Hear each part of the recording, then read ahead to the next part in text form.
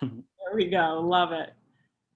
Hi, my name is Frankie Altamura, and I'm a New York-based curator and organizer in conversation with London-based artist Kumbirai Makumbe, um, who is participating in Control the Virus Volume 3, a year-long digital exhibition curated by Martin Mayorga and Vanessa Morel, founders of Data Eagle Art, and Zabia Jabbar, artist and founder of Her Visions. Thanks for hopping on with me to discuss your new work.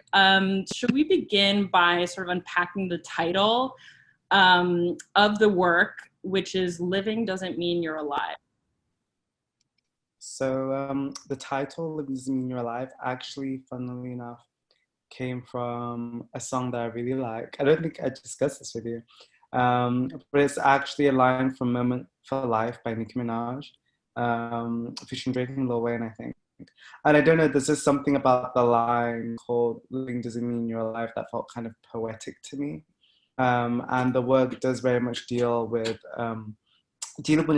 dealing with an existence, with the loss of something that you had, but you've lost it, and kind of thinking about how you took it for granted and what was so special about it. Obviously, with a lot of context laid on top of that, but I think it really just simplified the main aspect of the work down to a few words, which I really loved. That's very cute. I really love when artists bring in, multidisciplinary references.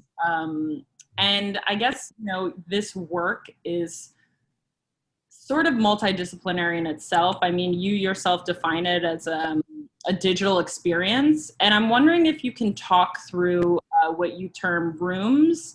It's a 17-minute experience, but the viewer sort of is guided from one room to the next.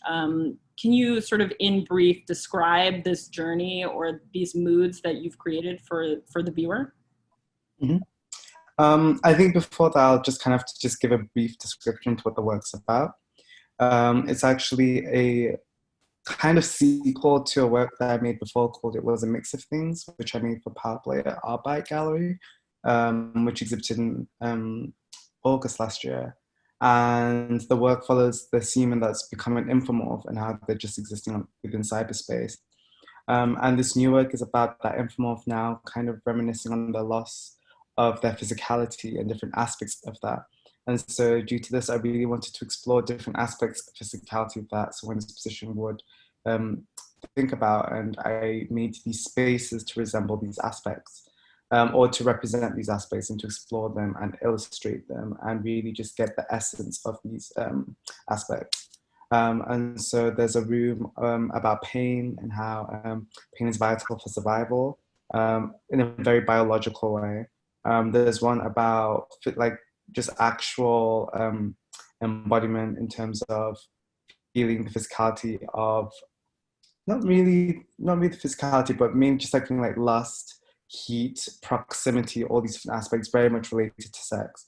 And then the third room is more so about destruction and how some things need to be destroyed and can't actually be fixed. And then the last one's just very, very hopeful and really angelic like. And altogether, you're literally just like taken throughout these spaces. All rooms, I still kind of struggle on which word to use specifically, but I call it digital experience as the viewer isn't having control when going through these spaces. It's just not one long, but like one continuous kind of like journey you're taken through. And the work is supposed to be a kind of like voyeuristic exploration of this character's like thought process and feelings and emotions, and you're just being guided through, taken through. It's like you're literally like, even the way the work is constructed, you kind of travel through color, and the color kind of leads you to specific rooms. So it's just like just an experience, audio, visual, the sounds as well. I know we've talked about how sort of layered this work is in terms of ideas and concepts, but we also discussed briefly, the sort of artistic labor that went into making it, because, for you, I think you were using some new methodologies. So I'm wondering if you can speak to sort of that layering and how you put it all together. So I think it's all goes down to this idea of translation, and I think the actual work, the narrative follows a translation or a transportation, but more so just like this translation of something from physical to digital. And that's something that I wanted to take through just outside of the narrative, but also into the way in which the work was produced. And so most of the elements within the work were actually created through physical texts. So, no, physical tests. And so, for example, there's a lot of graphic design that's gone into the work, and all these graphical elements were actually created using liquid tests. Don't know why I keep on confusing that. And which were then photographed, but then digitally manipulated to then get these really instant graphics. Also, most of the models within the work were actually or sculpted out of clay, 3D scanned, and then also they're modified within Cinema 4D, painted in Cinema 4D, then taken to Unity, into which the experience was then made. And then to kind of create a feedback loop, I also created sculptures inside the work, which are then some of these models that have then been modified and painted within Cinema 4D, were then 3D printed, then coated in resin, then hand painted, then varnished. And so there was this process of translation that kind of went through all these different stages and through all these different processes. And it was kind of like, I don't know, kind of letting the idea kind of really be embodied within the process, which I find really satisfying and fulfilling. It's just, it was really nice. Yeah, I'm also thinking, of the audio that's paired with it. It seems like not only is translation a huge concept in your work, but also sort of scoring, and layering process. Had you worked on the audio yourself as well? So it was a mixed match. So for it was a mix of things. My last work, I produced everything myself. Not a lot of people know this, but there's actually a 20-minute sound work that went alongside it, which had monologues. It was all produced by me. And then for this work, I knew that because sound for me is kind of like world building. It really, because I like to work very abstractly. I like to work with speculative fiction. So I like to create kind of otherworldly, let's say, type spaces or works. And so I realized that to really execute this the way that I wanted to, or I really needed to, is I had to go to people who I knew could do what I wanted to do better than me and actually execute these ideas. So I think two of the tracks were, well, sound works were produced by me. The first one for It Hurts, but I don't, It Hurts, but I think it's supposed to, and I'm Here. And then I collaborated with two sound artists slash producers for two of the rooms. So I collaborated with Talia, who is a producer based in Glasgow, and I worked with another producer called Hi. And it was just a really generative process. Some were very collaborative. Some was more so just me explaining kind of what I wanted and then just letting them like free roam with that. And I think that also did aid the process. It was kind of nice to tell someone else the work and allow them to generate something and then add that back. It was kind of like expanding my own vernacular when it came to the sound, which was very, very nice. It was very opening up. I think I had to have a certain openness about it, and I found that very valuable. Yeah, this is something that we also talked about in our last conversation is how this work seems to be for you like a huge development. Yeah, can you speak about, how it feels to sort of realize this work currently in your artistic practice? Um, so this work was, I think I approached making this work by really wanting to push myself in every single direction. Within my previous works, I'd made interactive works, but they were very, not one-dimensional, but they were very singular. Even within my moving image works, I felt as if the visual language had kind of reached its peak in a way, and I knew I had to really push myself. And within my previous works, I really worked with the color silver because I'd contextualized it very heavily with blackness. And I knew that on this work, the work was heavily influenced by blackness. I think they're always going to be for clear reasons. But I think it kind of went away from that, and I knew that had to be reflected as well within the visual language which I used. Um, so I really explored color very heavily with this new work. I it kind of became a language. I use gradients and moving through gradients and colors to like kind of get ideas of transportation, but also in a way it was like world building within its own right. And then there was also the colors in which I used on the models. I think I just really expanded my visual language in so many ways. That was through the sculpting as well. I feel like I managed to sculpt in a way that I'd never done before. Even the models that I made were a lot more developed than previously ever done before. My graphical language, the work that I did graphically was a lot more advanced than I'd done before. And then sonically, I even worked on pushing that myself, but also knowing when to be like, I want that to be better. I can't do that myself. Let me get some help on that. And I think it was very much practicing directing in some sense, but also just really, really trying to nearly aggressively manifest what I want to make. And kind of being like, I'm going to get that thing done regardless, and I'm going to do as much as I can, but also get help when I need to, because I think it's more so about the idea and executing that as much as I possibly can, is getting in the way myself and be like, but I think I'm really good, or I know I'm just going to do it by myself. I want it to be something that I did only by me. And I think putting my ego aside and really just being like, it's about the idea is something very valuable. Yeah.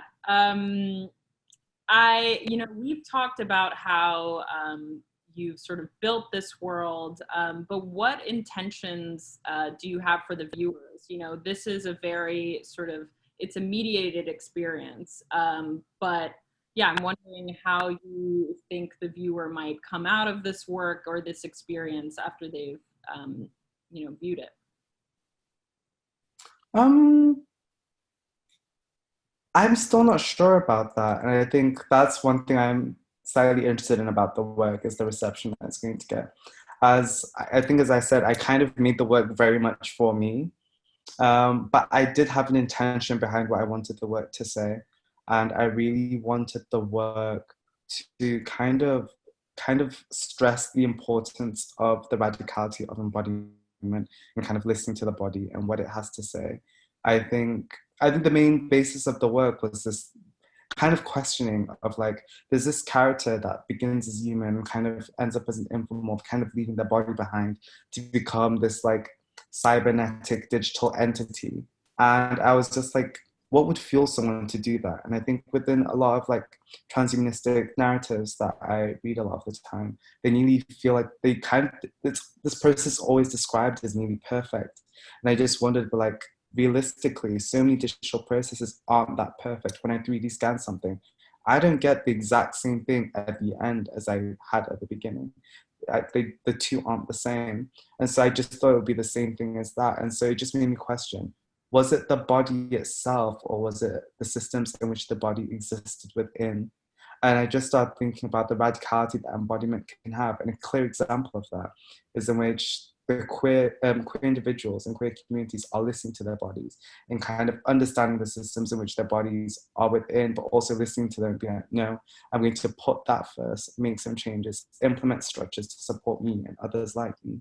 And I think that's just what's really important, especially in a time where so many oppressive systems are becoming stronger. And in a time where over the past year or so, the work was actually obviously conceptualized during the pandemic.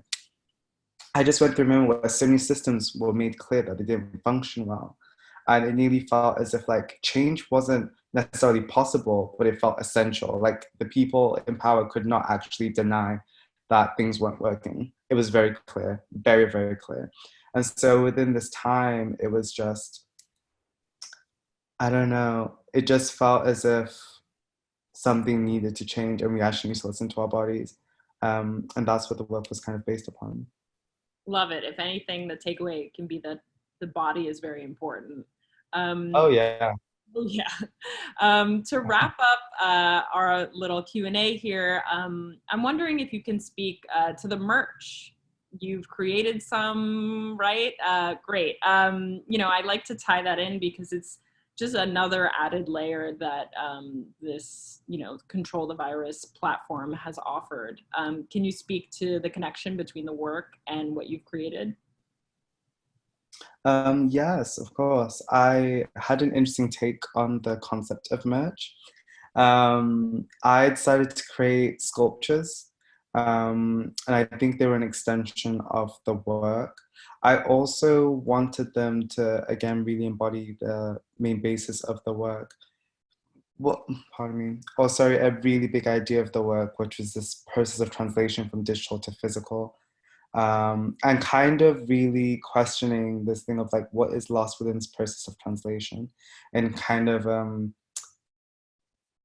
getting an embodiment of that question. And so when I was sculpting things in clay and I 3D scan it, I wouldn't get the same thing at the end. Sometimes things would be added, sometimes things would be lost, sometimes the whole kind of model would take on a completely new shape once it was 3D scanned.